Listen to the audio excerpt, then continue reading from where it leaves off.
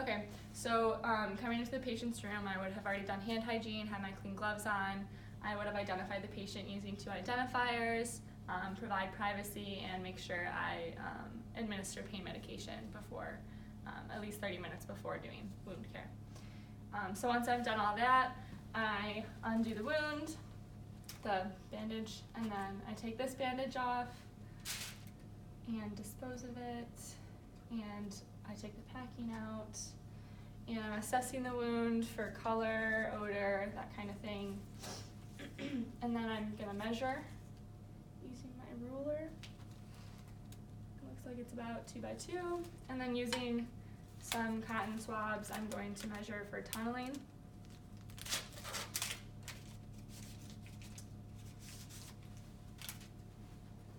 I'm gonna go around the wound, see what kind of tunneling we have.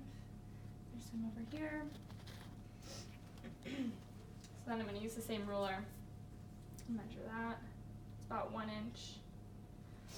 And so I would document that later. Okay. So now, having taken the dirty wound off, I'm going to take my gloves off, do hand hygiene again, and then prepare my sterile field. So I'm going to move these things for the time being.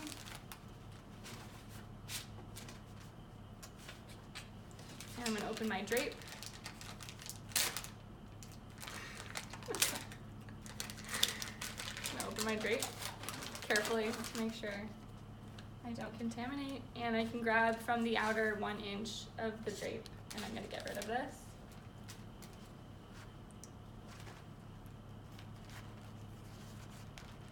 Okay. And then I'm going to put my gauze down, making sure again not to contaminate it. Fantastic.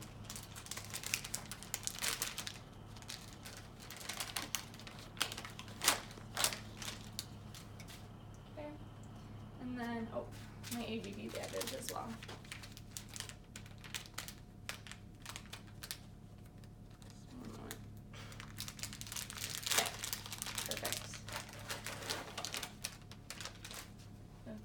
And then I'm going to prepare my normal steak.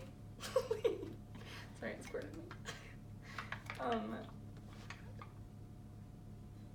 Just without splashing myself. Okay.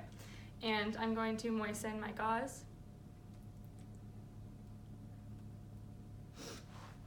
Okay. And now I'm ready to apply my sterile gloves. I can open them.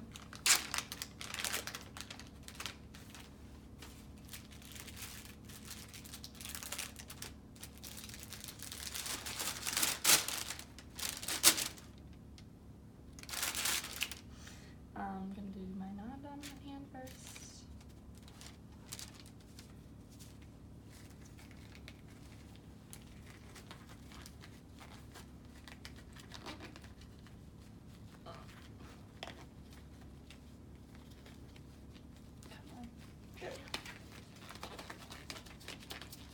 Okay, we'll fix that in a sec. And then scooping this one.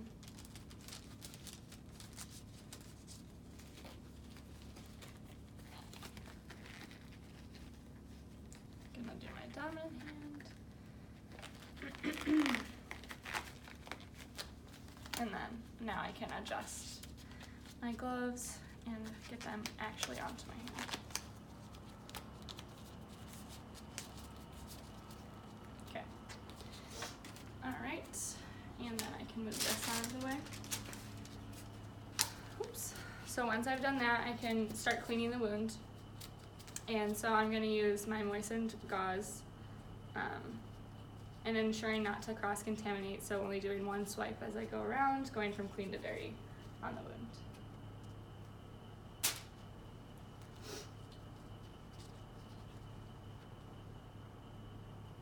And then once I feel like I've cleaned it enough, I'm going to begin to pack the wound.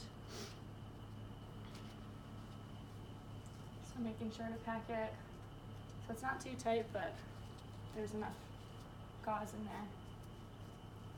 And then if I had another piece of gauze, I'd place it on top as well. And then I'd prepare my EBD bandage with the blue facing me.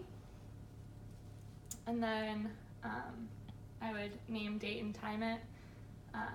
And then I would close my bandage and sew it back up.